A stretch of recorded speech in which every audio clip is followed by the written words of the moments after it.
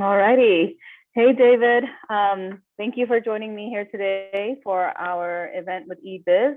I'm Lily from AndMakers, and we have David from e-commerce expert, and I'm happy to have him here with me. We're going to be going through a few different questions so that we can learn more about how a maker could enter the U.S. market through the e-commerce channel. All right, so we're going to talk about a little bit of our introductions, and then we're going to get right into the questions.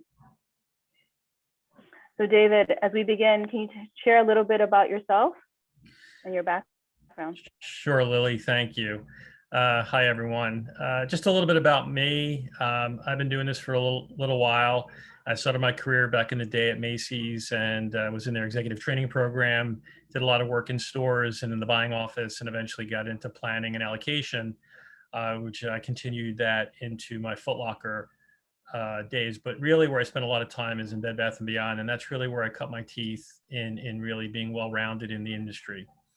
And, by saying that, whether it was merchandise financial planning, import operations, quality assurance testing and safety, things like that. But really where my passion was in the direct to consumer business and really driving and building that business for the company. Yeah, awesome. Thanks, David. And I'm so fortunate to have met you about 5 years ago. And we together built some awesome business in regards to drop shipping, specifically for e-commerce. And from there, I went and started a new company called AndMakers, where we help manufacturers enter the US market. We started in 2017 building a proprietary ERP system where you can log in with your own dashboard, check inventory, check all the orders, all that good stuff. And our team will then get products directly into different retailers for you. We specialize right now in furniture, pets, and wellness products like yoga mats and jump rope. So I'm really excited to have you here so we can get into some questions that some of the manufacturers might be asking us, and let's give them some insights. Let's do it. Cool. So first question is, what is the best way to get visibility to your products? Right. So, I mean, I don't think there's any one best way. I would break it into three that came to mind. And the first one is really buying keywords. I think if you have keywords where you can match your product to a top selling item that's currently trending is a great way to get visibility of the product. I also think, there's some new things happening, with some of the social media platforms where you can see ads coming up that are specifically designed to match a customer's profile. Again, those could be a little pricey, but they're definitely very effective. And then, knocking on doors and networking with people is probably one of the best ways to do it. And I say that because there's something to say about someone coming to a retailer and saying, I have an item that's doing really well, and I think it would work with your customer base. You may want to give it a shot. So those would be the three things that I would recommend. Awesome. Yeah, I agree with you. Knocking on doors. I know it sounds in a way a traditional model, but I think having that face-to-face contact and then also finding creative ways, especially during COVID, right, to do that. Absolutely. Partnership is very important, and knocking on doors and being a partner is great. Awesome. Thanks, Dave. So can you share with us how products are ranked on the site?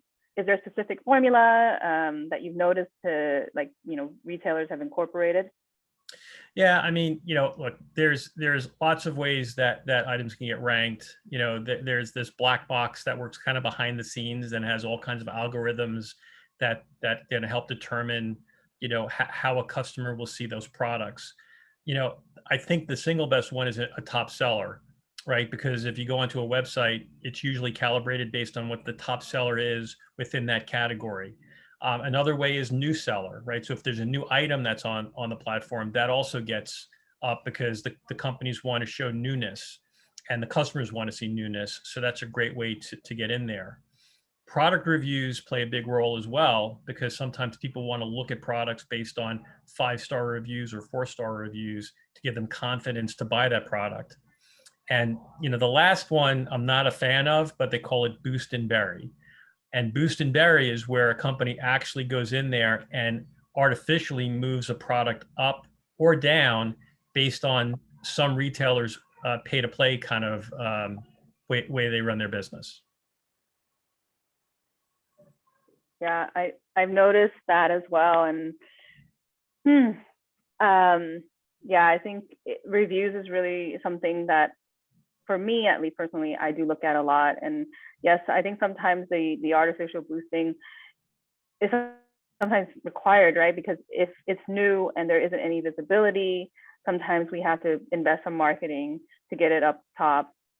Yep. Yeah. Cool. And how do you determine potential top sellers for retailers, like, or sales channels that you've worked with? Yeah, I think you first have to understand, what's currently strong and building assortment around that. I think if you understand your business and you understand how that particular item might sell within a given channel, that's really important. Some things will do much better on the online channel than in store. You'll see a lot more vibrant colors, let's say, online, where in store it might be a little bit more neutral depending on the retailer. But those are definitely things you want to see. You also want to find gaps in your assortment. Okay, so as you're looking at prospective clients, you can go online and you can see their assortment and you can see how many SKUs they have at certain price points or in certain colorways, or based on the attributes that they're using online, and you can kind of pretty much figure out that there might be an opportunity in a certain price point in a certain category that would be really helpful to that vendor or that retailer. I'm sorry. So that's something that I would look at. And also, market will dictate newness. And sometimes bringing that newness to a prospective client is huge because they may not know that. So you may have insights that they don't know, and that'll also help them or give them confidence to want to take a chance on a new item. I love that. Taking a chance. It's all gut merchandising, and right. You want to put numbers to everything, but sometimes it's that soft knowledge that really helps. Right. And I think so for AndMakers, we love the shallow but wide approach, where it's online. So we might say to a vendor, hey, why don't we add 1,000 SKUs, but let's just do a low quantity to start to see what would then stick. And then we test them. The market actually is testing us, or we test the market, but then the market is like giving us insights. So yeah, I think that's a great idea, and thanks for that advice. So how long does it take for a new SKU to get the first order on a particular retail channel? Okay, and that is something that's like the secret sauce. So the more prepared a manufacturer is with data to get onto a retailer's platform is huge. Meaning that if you have the specs and the copy, if you have the photography right, if you're set up with that retailer, speed to onboarding is key. And if you're not completely on board with what is needed to really get onboarded into that retailer, it could take quite a bit of time. Having the specs right, I can't tell you how important that is. You don't want to not have product up on the site because the DPI of the photo isn't what the retailer is requiring. And that's huge. And the other thing I would say is that you want to make sure it's completely accurate. And the reason why I say that is because just as easy as it might be to get onto the site, if the information is not right and customers are returning product because of bad data, you can have another issue where they're going to pull you off the site because it's not meeting customers' expectations.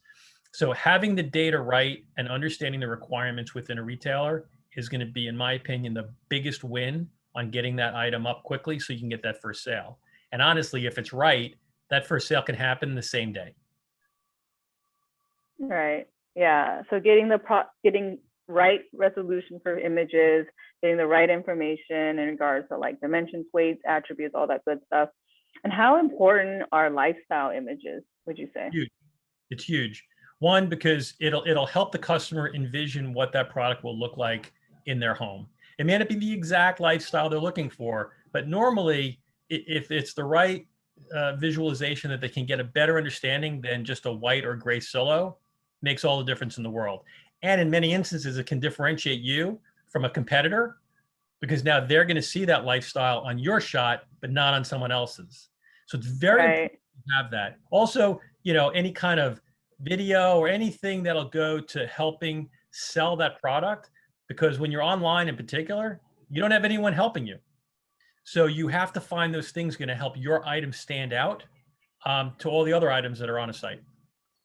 Mm-hmm. And do you know of any special platforms that helps with lifestyle pictures? Oh yeah, I mean, there are quite a few. Right now, the big thing is, 3D imaging, where you can actually go in and you can take a silo and convert it into a lifestyle shot, and then make it so that it's specific to each retailer you're working with, so they have an individual photo.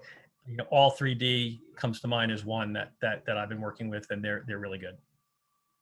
Awesome. Cool. So guys out there, make sure that right images, lifestyle photos, shipping dimensions, weights, all that good stuff is all accurate. Another question that the audience shared with us is, can you shed some light on product marketing? How does your marketing team decide which items to advertise? That's a great question. And the way I would say that is, first understand the theme. What's the theme of the ad that you're trying to go out? Is it around a holiday? Is it around, let's say, back to school, back to college? Those are really important because you want to make sure that the right product is going into those events and matching the theme. Obviously you want to pick some strong selling items, because if you're going to spend the money on that advertised event, you want to make sure that it's something that's strong in your assortment. But the other thing that I would say is, sometimes you can have a little fun and go what I would call non-core, meaning that if you can bring an item that's kind of like the items that are in the ad, but may stand out a little bit differently, now you're really appealing to the customer in a much different way, and kind of sparking some creative thought within what they're thinking. And I've always found that to be very, very helpful. And it also, I think it helps the customer kind of anticipate, hey, what else are they going to surprise me with? Because it's not just the standard. So, it's understand the theme, and then try to have adjacencies or non-core items that can help accentuate that theme, so the customers are thinking about other products to buy. So good. So good. I love that. It's kind of like you're sharing with us best practices in e-com land, right? People might know how to sell in brick and mortar and whatnot. So like the window dressing is what I'm imagining as an equivalent to what you're just saying. It's like pique their interest, get them into the door. Maybe it's like a polka dot chair or something, but they end up buying the black or the gray chair. Yep, that's correct. How important do you consider reviews? What are effective strategies for getting more reviews? All right. To me, this is huge. The reviews, if they're valid, and I'm going to say if they're valid, are great, because I believe customers have trained themselves that if they see a good review and they go through and they see lots of good reviews, it's going to create stickiness with the customer to want to buy that product. So they will actually help sell when there's no salespeople around, because you now become the salesperson. I would say it's definitely been a topic of concern with regard to how Google is looking at some of the analytics, if the same information is out there on the same sites, but there are things you can do behind the scenes about that. I also think there are companies like Bazaar Voice that do syndicated reviews, which I think are very, very helpful, because if you want to make sure that customers' comments are seen, not just in one channel, but other channels, it gives you a great way to take that review and share it, and hopefully get some positive feedback from that. So I always looked at reviews as a huge selling point, something that the company really can't do. I can't put it in, in an ad. I can't do anything, but I can say 5-star review, and that'll get pique people's interest. And then they'll go in and click and try to see what people said about it. And sometimes it's good and sometimes it's bad. But if it's primarily good information, good reviews, I think that helps the customer stay sticky with you, and it also helps conversion of that product to be sold. Right, and I think that review is such a powerful opportunity to get the voice from the buyer, as well as maybe even make product development changes. like for example, we sell this grill, and I recall seeing feedback in regards to adding a cover to the grill, right? It's an enhancement that the developer can actually take and figure out how to like add more SKUs. Absolutely. Is there anything else you think we should know about forming strong partnerships with vendors and retailers? Yeah, I mean, look, everything we just talked about here is great, but having a relationship, with your, your partners is huge. It's not just making the sale; it's being engaged in the business with them. And when they know you're with them, not just about the sale, but the whole thing. It's good, it's bad. If they know they can count on you, they're going to throw more business at you just because they know they can trust you and they know that you're part of helping them build their business as well. It's not a one-sided conversation. It's really a two-sided conversation, and both ends have to bring something to the table, and that's where it becomes very, very special. So I would say working as a partner and part of the business is in my opinion, that's priceless. I love that you just said that. I think it's really important, and I think having a sound partnership then builds trust, and then it builds longevity, right? Because we never know. There's going to be different chapters of one person's, working career, right? So I think the more you can build that strong foundation, and as partners, the more that you can be able to grow strong partnerships. Absolutely, that's the key. Yeah. That's the key. Cool. Well, hey, David, that was amazing. Thank you for doing this with me for eBiz. And if you guys wanted to learn more about David or just ask him some other questions that may pop up while we were going through this, his email's right here, daviddenenberg2020@gmail.com. And you can also reach me at lily@andmakers.co. Here's the contact information here. Again, thank you guys for joining us. And David, thank you so much for doing this with me. I really appreciate your time. My pleasure. Thank you.